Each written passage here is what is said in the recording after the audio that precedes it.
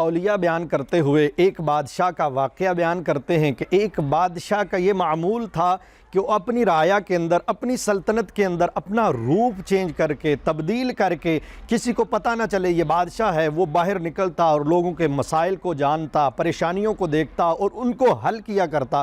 ایک مرتبہ بادشاہ جب گھر سے نکلا تو کیا دیکھتا ہے، ایک جگہ کوڑا کرکٹ کا ڈھیر پڑا ہوا ہے اور اس کے اوپر ایک انسان کی میت پڑی ہوئی ہے۔ بادشاہ دیکھ کر بڑا حیران اور پریشان ہوا کہ یہاں اتنے لوگ گھوم رہے ہیں، پھر رہے ہیں، کوئی اس میت کو اٹھا نہیں رہا، کوئی اس کو غسل نہیں دے رہا، کوئی کفن نہیں دے رہا، کوئی دفن نہیں کر رہا، کیا ماجرا ہے؟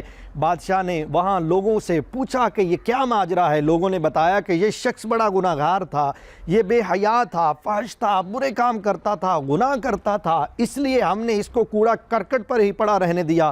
بادشاہ نے کہا کہ رب کریم کی رحمت اس قدر وسیع ہے کہ وہ انسان گناہ کار ہو، بدکار ہو، سیاکار ہو، کیسا بھی ہو، اچھا ہو، برا ہو، اس کی عبادت کرنے والا ہو یا بتوں کی پوجا کرنے والا ہو، رب اس پر بھی اپنے رزق کو بند نہیں کرتا، اپنی توبہ کے دروازے کھولے رکھتا ہے کہ میرا بندہ اب مجھ سے توبہ کرے، میں اس کو معاف کر دوں۔ اور آپ لوگ انسان ہو کر، انسانوں کو اللہ تعالیٰ نے 18,000 مخلوقات پیدا کی، اس میں سے سب سے افضل ترین انسان کو بنایا، اور انسان جب انسان کے کام نہیں آتا، کیا شاعر نے خوب لکھا ہے کہ درد دل کے واسطے پیدا کیا انسان کو، ورنہ طاعت کے لیے کم نہ تھے۔ کرو بیاں، فرشتے بھی اللہ کی تسبیح حمد بیان کرنے کے لیے کم نہ تھے۔ اگر انسان ایک دوسرے کے کام نہیں آ سکتا، اگر انسان دوسرے کے عیبوں پر پردہ نہیں ڈال سکتا، تو انسان اور حیوان میں فرق کہاں رہ جاتا ہے؟ اب بادشاہ یہ ماجرا دیکھ کر کہ وہاں پہ لوگ اس کو برا بلا کہہ رہے ہیں، اس کی میت کو اٹھاتا ہے، اس کے گھر میں لے کے جاتا ہے۔ جب اس کی بیوی اس میت کو دیکھتی ہے، اپنے شوہر کو مردہ حالت میں دیکھتی ہے، تو اس کی چیخ و پکار شروع ہو جاتی ہے، رونا شروع کر دیتی ہے اور کہتی ہے کہ میرا شوہر تو ولی اللہ تھا، میرا شوہر تو نیک انسان تھا۔ بادشاہ بڑا حیران ہوتا ہے کہ وہاں پہ لوگ اس کی برائیاں بیان کر رہے ہیں، یہاں اس کی بیوی کہہ رہی ہے کہ میرا شوہر اللہ کا ولی تھا، نیک برگزیدہ بندہ تھا۔ وہ پوچھتا ہے کہ اے میری بہن کیا ماجرا ہے، مسئلہ کیا ہے؟ وہ کہتی ہے میرا شوہر سارا دن محنت مزدوری کرتا، شام کو ایک شراب کی بوتل لے کر گھر آتا۔ اب بادشاہ بڑا حیران ہوا کہ نیک کیسے ہے، اللہ کا برگزیدہ کیسے ہے، جو شخص سارا دن محنت کر کے کماتا اور گھر میں ایک شراب کی بوتل لے کے آتا۔ بادشاہ پوچھتا اس بوتل کا وہ کیا کرتا؟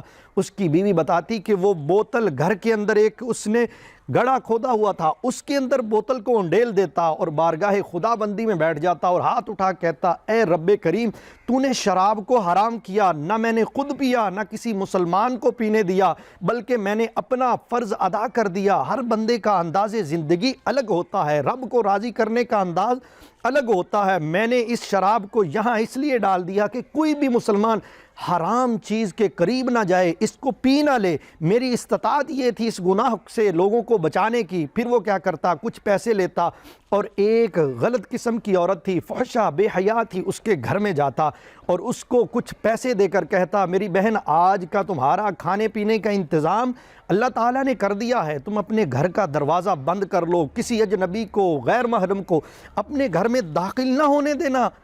اب وہ آ کر مجھے بتاتا کہ آج میں نے اس عورت کو بھی گناہ سے بچا لیا، وہ حرام کام کرتی، مجھے اللہ نے توفیق دی، میں نے بچا لیا۔ اور میں اپنے شوہر کو کہا کرتی تھی ایک دن ایسا آئے گا جب تم اس دنیا سے چلے جاؤ گے، تم مر جاؤ گے، کیونکہ لوگ ظاہر دیکھتے ہیں باطن نہیں دیکھتے۔